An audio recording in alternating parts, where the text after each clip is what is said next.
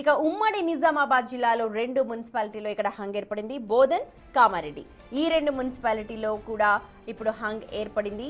ఉమ్మడి నిజామాబాద్ జిల్లాలో 2 మున్సిపాలిటీలో హంగ్ వచ్చింది. సో బోధన్లో అలాగే కామారెడ్డి ఈ 2 ప్లేసెస్ కూడా ఎవరికి కూడా స్పష్టమైన మెజారిటీ దక్కలేదు. ఇక్కడ ఎంఐఎం మద్దతుతో కాంగ్రెస్ బోధన్లో ఖాతా తెరిచింది అని చెప్పుకోవాలి. ఇక్కడ ఎంఐఎం కీలకంగా మారింది. ఎంఐఎం మద్దతుతో అక్కడ కాంగ్రెస్ కైవసం చేసుకుంది. బోధన్లో చూడొచ్చు మొత్తం 17, కాంగ్రెస్కి 5, బీఆర్ఎస్కి, బీజేపీకి 3, ఇండిపెండెన్స్ 1. ఇక్కడ మ్యాజిక్ ఫిగర్ వచ్చి 20 సీట్లు, 20 వార్డులను కైవసం చేసుకోవాలి.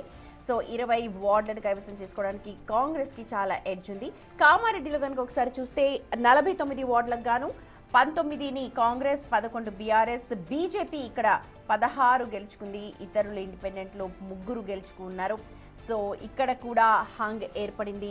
ఉమ్మడి నిజామాబాద్ 2 మున్సిపాలిటీలు అటు బోధన్, కామారెడ్డి ఈ 2 ప్రాంతాల్లో కూడా హంగ్ ఏర్పడింది. ఇప్పుడు ఎవరికి స్పష్టమైన మెజారిటీ రాలేదు. ఇక నిజామాబాద్ కార్పొరేషన్ మొత్తంగా 60 ఉన్నాయి. 60లో కూడా 28 ఇక్కడ నిజామాబాద్, కరీంనగర్ 2 కూడా బీజేపీకి ఎడ్జ్ ఉంటుందని ఎగ్జిట్ పోల్స్ చెప్తున్నాయి. స్పష్టంగా అదే కనిపిస్తోంది. 28 స్థానాలతో ఫస్ట్ ప్లేస్లో ఉంది బీజేపీ. ఆ తర్వాత కాంగ్రెస్ పార్టీ 17 స్థానాలతో ఉంది. బీఆర్ఎస్ 1 స్థానంతో సరిపెట్టుకుంది. ఇండిపెండెంట్లు ఎవరు కూడా ఇక్కడ గెలవలేదు. నిజామాబాద్ కార్పొరేషన్ 60 వార్డులకు గాను 17, 28తో బీజేపీ ఆధిక్యంలో ఉంది. రాజేష్ ఉన్నారు మా ప్రతినిధి, అక్కడ సిచ్యువేషన్ ని మనకు ఎక్స్ప్లెయిన్ చేయడానికి. Ground reality right, over to you Rajesh. మరి ఉమ్మడి నిజామాబాద్ జిల్లాకు సంబంధించి హంగ్ ఏర్పడింది. నిజామాబాద్ కార్పొరేషన్ ఇప్పటివరకు రాష్ట్ర వ్యాప్తంగా చర్చనీయాంశమైన నిజామాబాద్ కార్పొరేషన్ ఏదైతే ఇక్కడ పార్లమెంట్ సభ్యుడు ఎంపీఆర్తో పాటు స్థానిక ఎమ్మెల్యే ధన్పాల్ సూర్యగుప్తా ఉంది. అలాగే పిసిసి అధ్యక్షుడు మహేష్ కుమార్ గారు సొంత జిల్లా కాబట్టి చర్చనీయాంశమైన కార్పొరేషన్ నిజామాబాద్. ఇప్పుడు నిజామాబాద్ కార్పొరేషన్ ప్రతిపక్షంగా ఉంటామని చెప్పి ఇటు ఎంపీ అరవింద్ ఈరోజు ప్రెస్ మీట్ పెట్టి అల్టిమేట్ గా మాట్లాడాడు. అయితే ఏదైతే అధికారంలోకి వస్తాం లేకపోతే మేయర్ పదవిని తీసుకుంటామని చెప్పిన ఎంపీ అరవింద్ ఈసారి ప్రతిపక్షంగా ఉంటే, ఎందుకంటే వాళ్ళకి కావాల్సిన మ్యాజిక్ ఫిగర్ లేదు కాబట్టి వాళ్ళు ప్రతిపక్షంగా ఉండిపోయారు. ఇటు ఇప్పుడు నిజామాబాద్ కార్పొరేషన్ కాంగ్రెస్ కైవసం చేసుకుంటుంది. కాంగ్రెస్ తో పాటు అటు ఎంఎం కలుపుకుంటే ఈజీగా మ్యాజిక్ ఫిగర్ వస్తుంది. దీంట్లో ఎక్స్ అఫీషియల్ కూడా అవసరం లేదు అని చెప్పి ఇప్పటి వరకు అంచనాలు వస్తున్నాయి.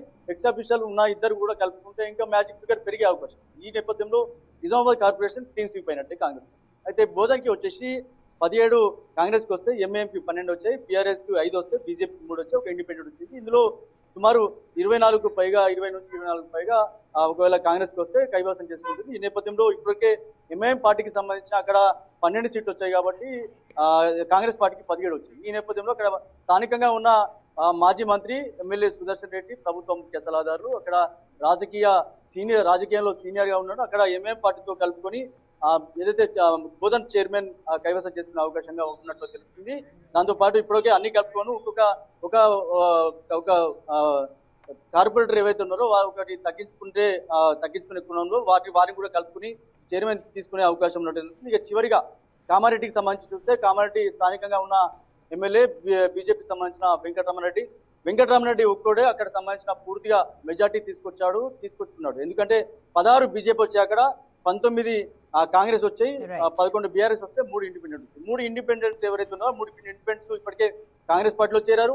మిగతా ఎవరైతే 19 కాంగ్రెస్ వచ్చినాయి, 16 బీఆర్ఎస్ బీజేపీ ఎవరైతే ఉన్నారో వాళ్ళు ఇప్పటికే క్యాంపు రాజకీయాలు వెళ్ళారు. కానీ ఇక్కడ ఒక్క విషయం గమనించాలి, ఏదైతే బీజేపీకి సంబంధించిన వాళ్ళు కాంగ్రెస్ మద్దతు తెలుపమని చెప్తున్నారు, బీఆర్ఎస్ సంబంధించిన వాళ్ళు కాంగ్రెస్ మద్దతు తెలుపమని చెప్తున్నారు. ఒకవేళ మద్దతు ఎవరికి తెలుపుకుంటే మాత్రం అది అట్లనే పెండింగ్ పడే అవకాశం ఉంది. ఇప్పటివరకే కేటీఆర్ ఇప్పటివరకే కామారెడ్డికి సంబంధించిన ఇష్యూలో ఒక బీఆర్ఎస్ వాళ్ళతో మాట్లాడినట్టు తెలుస్తుంది. ఏంటంటే 11 మంది ఎవరైతే ఉన్నారో బీజేపీ సపోర్ట్ చేయమని చెప్పి ఒక ఇంటర్నల్ గా మాట్లాడినట్టుగా తెలుస్తుంది. ఎందుకంటే హరీష్ రావు సంబంధించిన నియోజకవర్గంలో ఒక మున్సిపల్ కి సంబంధించి అక్కడ బీజేపీ వాళ్ళ సపోర్ట్ చేస్తే కనుక దానికి ప్రత్యామ్నాయంగా కామారెడ్డిలో సపోర్ట్ చేయాలని చెప్పి కూడా చెప్పిన సందర్భం తెలుస్తుంది. కానీ అది ఎంతవరకు నిజమని తెలియదు.